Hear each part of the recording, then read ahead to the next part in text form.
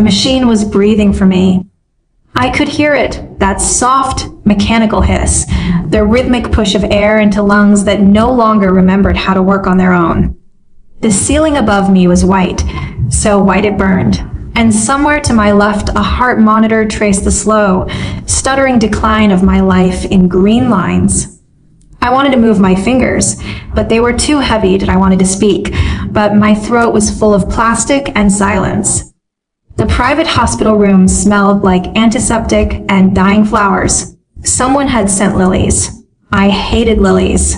They reminded me of funerals. The door clicked open.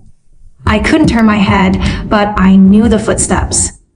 8 years of marriage had taught me the rhythm of Graham's walk. Confident, purposeful, the stride of a man who believed the world owed him everything. And behind him, lighter, sharper, the click of designer heels I had helped pay for, Lydia. They came into my field of vision like figures emerging from fog. Graham in his charcoal Brioni suit, his dark hair perfectly styled, his jaw set in that expression of gentle concern he practiced in 100 client meetings. Lydia beside him, sleek in a red wrap dress, her blonde hair pulled back in a low chignon, her makeup flawless except for the faint smudge of what looked like carefully applied grief around her eyes. She was holding his hand. I saw it, even through the morphine haze, even through the fog of whatever they'd been pumping into my for the past 3 days. I saw their fingers interlaced. I saw the way her thumbs stroked his knuckles. I saw the secret, satisfied curve of her lips. And in that moment, I understood everything. Cassandra. Graham's voice was soft, tender, the voice he used when he was about to ask for something. The doctors say you're not improving, the accident, the damage to your spine. Even if you wake up, you'll never walk again, never work again. Accident. The word rolled around my skull like a loose marble. I remembered the card. I remembered the intersection. I remembered the green light, and then the truck that came from nowhere, and the scream of twisting metal. What I didn't remember, what I couldn't have known, was that Graham had paid the truck driver $10,000 in cash 3 days before. Lydia leaned over the bed, and her perfume wrapped around me like a silk scarf pulled too tight. Oh, Cass, M.Y. sweet, trusting Cass, you always were so brilliant with numbers and so stupid with people. I tried to speak. The tube in my throat swallowed the sound. Don't try to talk. Lydia smoothed my hair back from my forehead with a maternal tenderness that made my skin crawl. Just listen that we've taken care of everything. The firm, your precious Vale and Associates, has been transferred to our new holding company. All your clients signed the transition agreements this morning. Graham is the managing partner now, and I'm the chief operating officer. The board voted unanimously. They were so concerned about your health, you see. Graham nodded, his expression still that careful mask of sorrow. It's for the best, Cassandra. The firm needs stable leadership. You've been struggling. Everyone noticed. The missed deadlines, the errors in the Whitfield audit, the way you snapped at the junior associates. You were burning out. This way, your legacy continues, just not under your name. Lies. All of it. Lies. The errors in the Whitfield audit had been planted by Lydia, I realize now, who had helped review the final documents. The junior associates I'd snapped and had been spreading rumors that I was unstable, rumors Lydia had cultivated, and the board vote? 3 of the 5 board members were Graham's golf buddies, and the 4th was Lydia's uncle. I had built that firm from nothing. 12 years of 80-hour weeks, of client dinners I didn't want to attend, of audits I personally supervised until 3 in the morning. I had hired Graham fresh out of a mid-tier accounting job and mentored him into a partner. I had brought Lydia on as an intern and trained her, promoted her, trusted her with my clients, my home, my life. And now they were standing over my hospital bed, holding hands, explaining to me that they had stolen everything. The accident was unfortunate, Graham said, and his voice shifted, the sorrow slipping away, replaced by something colder. But convenient. The police report says you ran a red light. Witnesses have already given statements. Your blood work will show traces of sleeping pills. everyone will think you are exhausted, overworked, reckless, and no one will ask questions. Especially not when they see the evidence we've prepared. Lydia pulled a folder from her oversized handbag. Confirmation of the fraudulent loans you supposedly took out against the firm. Emails where you allegedly admitted to cooking the books, a letter of resignation, signed with a very good forgery, expressing your deep regret for your ethical lapses. By the time you die, Cass, and you will die, sweetie, probably tonight, the world will remember you as a cautionary tale, a brilliant auditor who couldn't handle the pressure, a cautionary tale. I couldn't feel my body, but I felt my heart. It was beating so fast the monitor started to beep erratically. Somewhere in the hallway, a nurse's shoes squeaked on linoleum. Graham glanced at the monitor. We should wrap this up. Lydia nodded and reached toward the ventilator. Her manicured fingers hovered over the power switch. I just want you to know, Cassandra, that I never hated you. You are a good friend, a useful friend. But Graham and I want things you were never going to let us have. The firm, the freedom, each other. You were always in the way, so now you're not. She pressed the button. The machine stopped hissing. My lungs collapsed. The heart monitor screamed.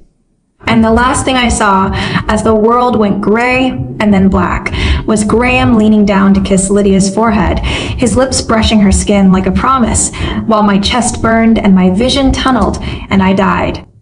I died. I died betrayed, alone, erased. I died with my best friend's perfume in my nostrils and my husband's indifference burning into my retinas. I died knowing that no one would ever know the truth. And then, I gasped. Air flooded my lungs so suddenly I doubled over, my hands slamming onto a surface that was not a hospital bed, but a table, a round banquet table covered in white linen and scattered with half-empty champagne glasses and gold-rimmed plates. The noise around me was deafening, laughter, clinking silverware, the low thrum of 100 conversations layered over the distant sound of a string quartet playing something forgettable and expensive. I lifted my head. I was in a ballroom, a massive ballroom, with soaring ceilings draped in cream fabric and chandeliers that looked like frozen fireworks. The walls were lined with floor-to-ceiling windows, and beyond them the Manhattan skyline glittered against the night sky. There were people everywhere, men in tuxedos, women in evening gowns, all of them wearing the satisfied expressions of the wealthy and well-connected. The annual Vail and Associates Holiday Gala. I recognized it instantly. The ice sculpture of our firm's logo, a stylized V and A intertwined. The banner above the stage, celebrating another record year. The head table where I was sitting, with the name card in front of me that read Cassandra Vail, founder and CEO. This was 3 years ago. I knew it like I knew my own heartbeat. This was the gala where Graham had been formally announced as managing partner. This was the night Lydia had given a speech about female mentorship that had made me cry with gratitude. This was the moment, the exact moment, when the trap they were building around me had begun to tighten. But I was here. I was breathing. I was alive. I looked down at my hands. They were steady, young unscarred. My left hand bore no wedding ring. Not yet. Graham had proposed 3 months from now, on Valentine's Day, in a restaurant I'd always hated, but he'd insisted I loved. Cass. The voice came from my left, Lydia. 28 years old, her face a little softer than it had been at my deathbed, her dress a pale blue silk that I had picked out for her because she'd said she couldn't afford anything nice for the gala. Are you okay? You went completely pale for a second. I turned to look at her, AT this woman who had stood over my body and turned off my AT my best friend, my protege, my maid of honor. Her eyes were wide with what looked like genuine concern, and I marveled at the craftsmanship of her deception. I'm fine, I said. My voice sounded strange to my own ears. Younger, stronger. Just a moment of vertigo. Too much champagne. Lydia laughed, that bright, musical laugh she'd perfected over years of practice. You, too much champagne, Cass. You barely drink, you're always working. She leaned closer, her voice dropping to a conspiratorial whisper. "Speaking of which, Graham wants to talk to you about something important after the speeches. I think he's going to ask you about becoming managing partner." Of course, he'd asked me that night, 3 years ago, and I'd said yes. I'd said yes because I loved him, because I believed in him, because I thought that sharing my company with my future husband was the most romantic thing in the world. I'd said yes because I didn't know that managing partner was just the first step towards sole owner, and that sole owner would require my death. "Something important," I repeated, and I smiled. IT was the first genuine smile I had felt in what seemed like a lifetime, because it was a lifetime, an entire broken lifetime ago. "I can't wait to hear it." Across the room, I spotted Graham.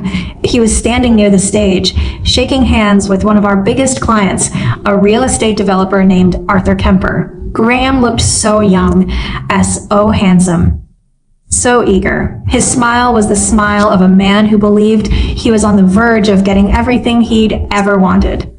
He caught my eye and raised his glass in a little toast. I raised mine back. Let the game begin.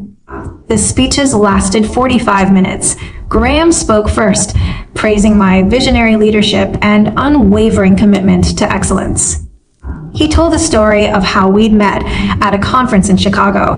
He a junior auditor at a mid-market firm, me a rising star who just landed my first Fortune 500 client.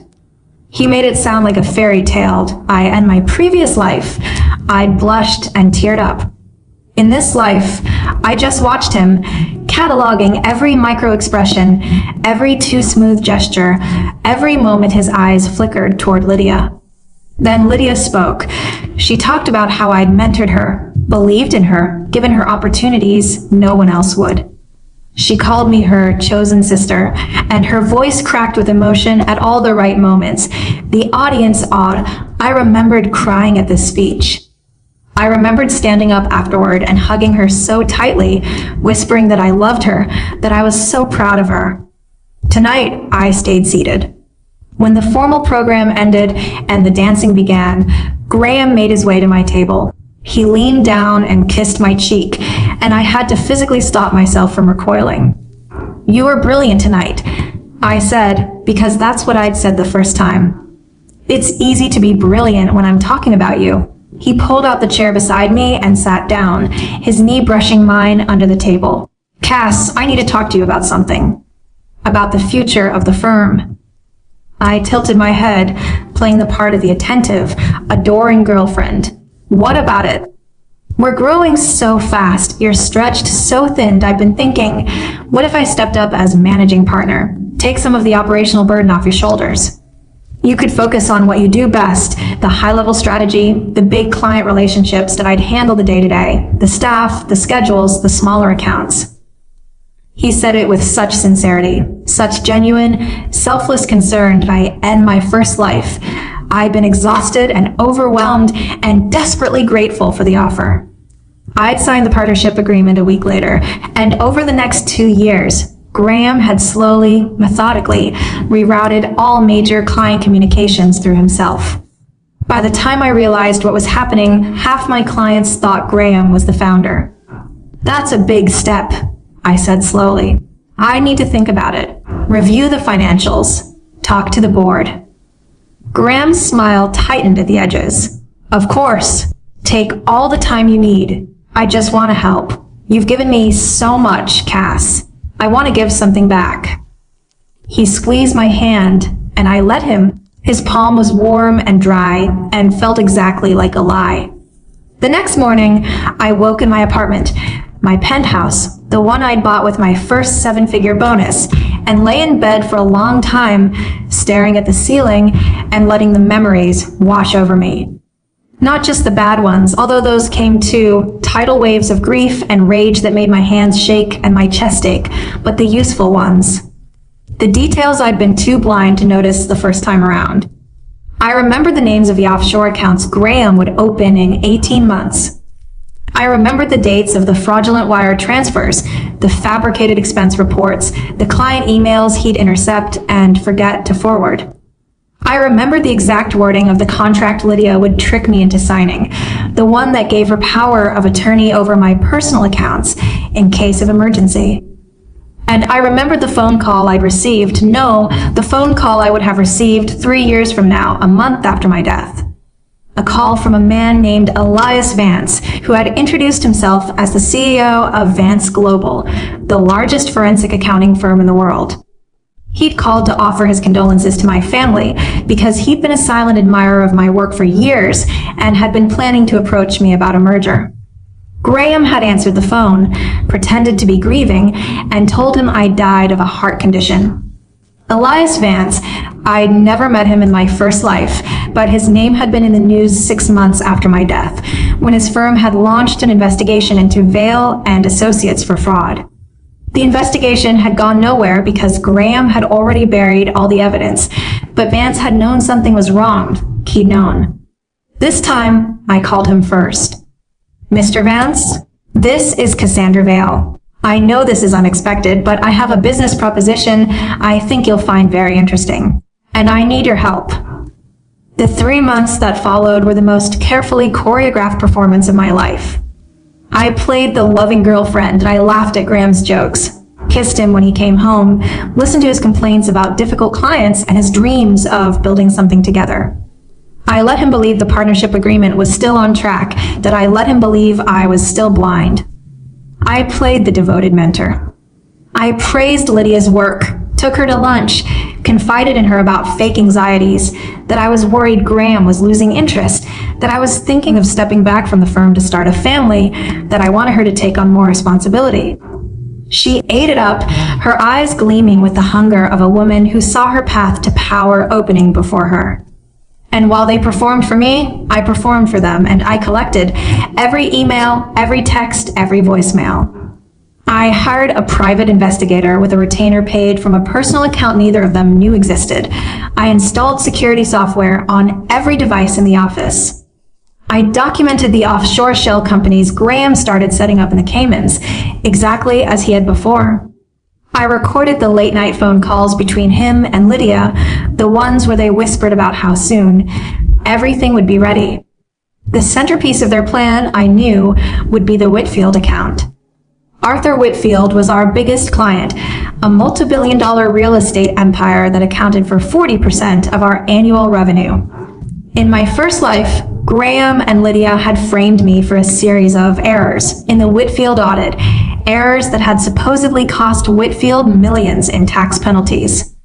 By the time the truth came out, I was dead, and Graham had heroically stepped in to salvage the client relationship, cementing his position as the firm's savior. This time, I was ready. I flew to Chicago and met with Arthur Whitfield personally. I told him everything, not about the death, not about the rebirth, but about the financial irregularities I had discovered in our internal audits. I showed him the evidence I'd gathered, the fraudulent adjustments, the fabricated invoices, the offshore accounts linked to Graham's name. I told him that I would be taking action at the upcoming Global Forensic Accounting Summit, and I asked for his support. Arthur Whitfield was an old man with a face like cracked stone and eyes that had seen every kind of human greed. He looked at my evidence for a long time without speaking. Then he looked at me. "You're asking me to stand beside you while you publicly destroy your own firm," he said. "I'm asking you to stand beside me while I publicly destroy the people who tried to destroy me. The firm will survive. I'll rebuild it better." He nodded slowly. "You remind me of myself 40 years ago, before I got tired." He pushed the folder back across the desk. "You'll have my support and my attorneys, and my very public, very loud endorsement at whatever summit you're talking about. Just promise me one thing. Anything. When you rebuild, you hire more women. This industry is a boys' club, and I'm sick of it." I laughed, the first real laugh I'd allowed myself since waking up in that ballroom. Done. The Global Forensic Accounting Summit was held at the Grand Meridian Hotel in Manhattan, in a ballroom even more opulent than the one where I died. 3,000 attendees from 47 countries, keynote speakers, panel discussions, a gala dinner. And at the center of it all, a prime speaking slot that Graham had lobbied for months to secure. He was going to announce the rebranding of Vail and Associates into Whitmore Graham Global, a new entity that positioned him as the visionary leader and me as the retiring founder. He'd been working on the slides for weeks.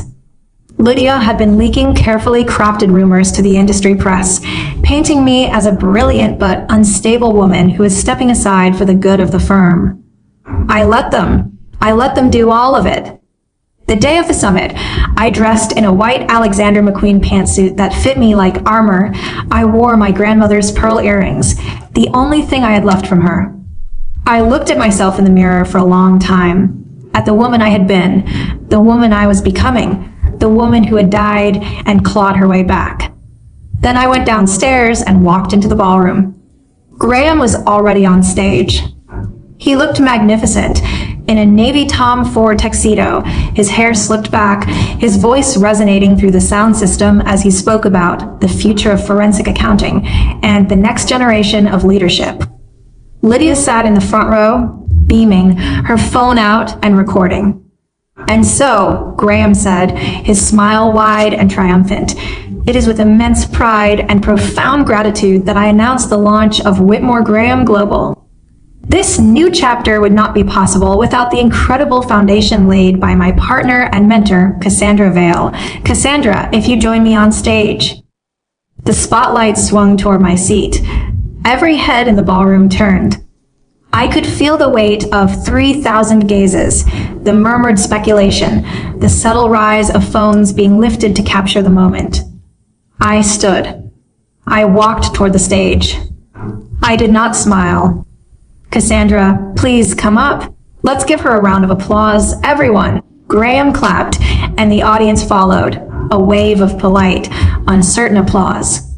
I climbed the stairs, crossed the stage, and took the microphone from Graham's hand. His fingers brushed mine, and I felt the familiar jolt of revulsion. Thank you, Graham, I said. My voice echoed through the ballroom, steady and clear. You're right. A new chapter is beginning tonight, but not the one you're expecting. Graham's smile flickered. Cass. I turned to face the audience.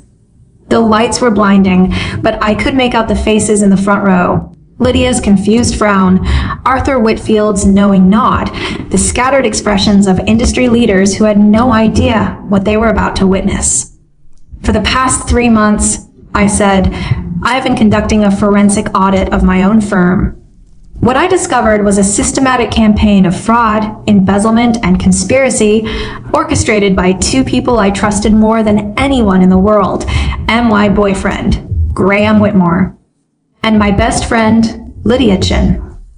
A gasp rippled through the ballroom. Graham lunged toward me.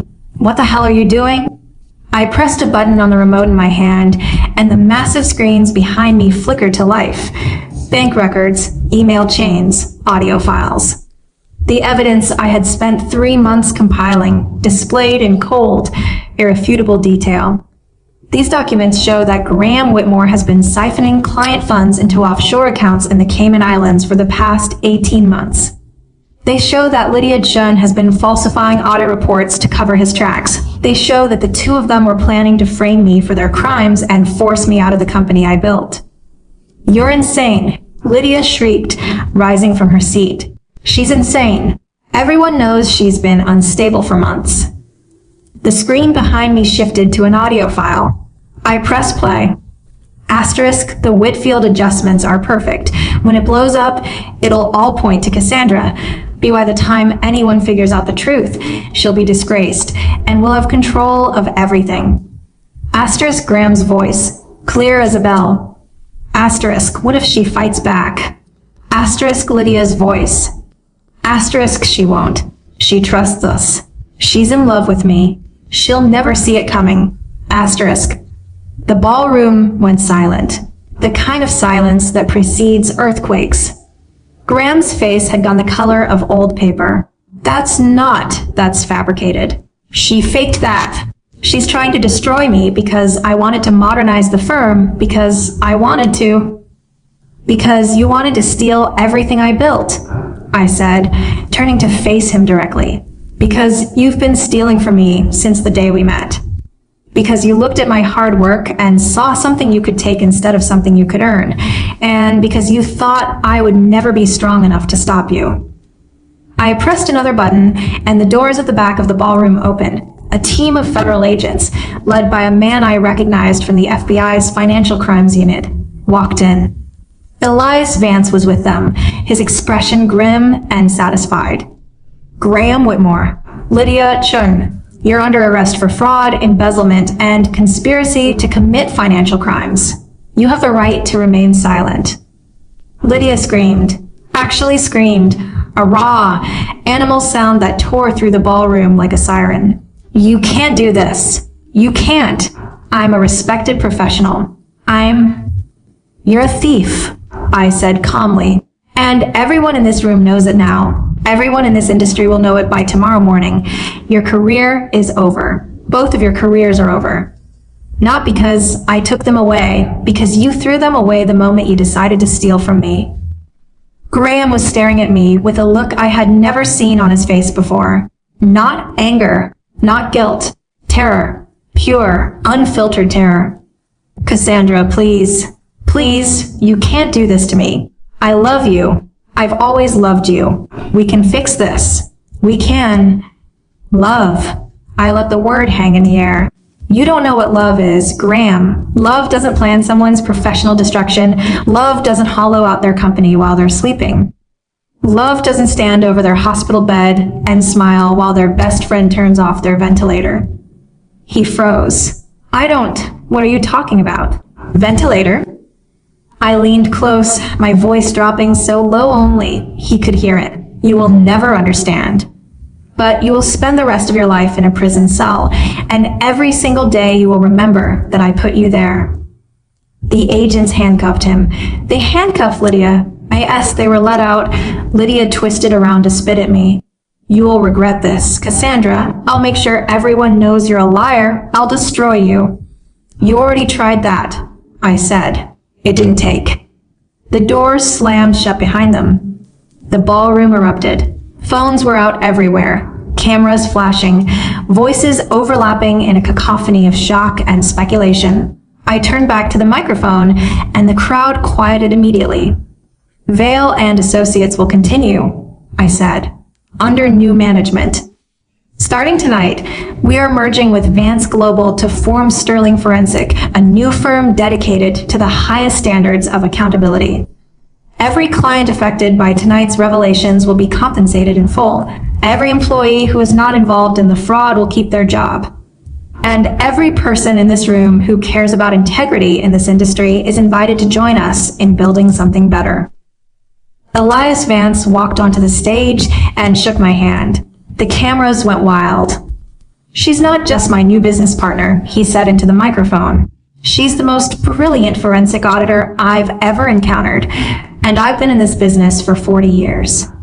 The future of this firm and this industry is in very good hands. The days that followed were chaos. Graham and Lydia were denied bail. The evidence I had provided was so comprehensive that their attorneys advised them to plead guilty.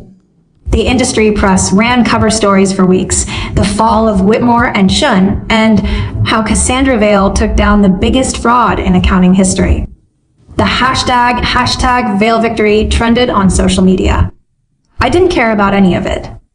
I cared about the quiet mornings in my office, when I could sit with a cup of coffee and look out at the city and feel, for the first time in 3 years and 1 lifetime, like I was finally safe. But closure didn't come from headlines. It came 3 weeks after the summit, when a guard called to tell me Graham wanted to see me. I went to the detention center. I didn't know why. Maybe I needed to see him in chains. Maybe I needed to say goodbye to the girl who had loved him, the girl who had died in that hospital bed. He was brought into the visiting room in an orange jumpsuit, his hair unwashed, his face gaunt. He sat down across from me, and the glass between us was thick and smudged and probably bulletproof. Cassandra, he whispered, you came. 5 minutes. He pressed his hand against the glass. I'm sorry, I'm so sorry. I don't know what happened to me. I got lost. The ambition, the pressure, Lydia poisoning me against you. I wasn't myself. I never wanted to hurt you. Did I loved you? Did I still love you? No, you don't. My voice was calm, detached. You loved what I gave you. You loved the status, the money, the future you thought you could steal. You never loved me, and you never knew me. You never knew what I was capable of. I know now. His voice cracked.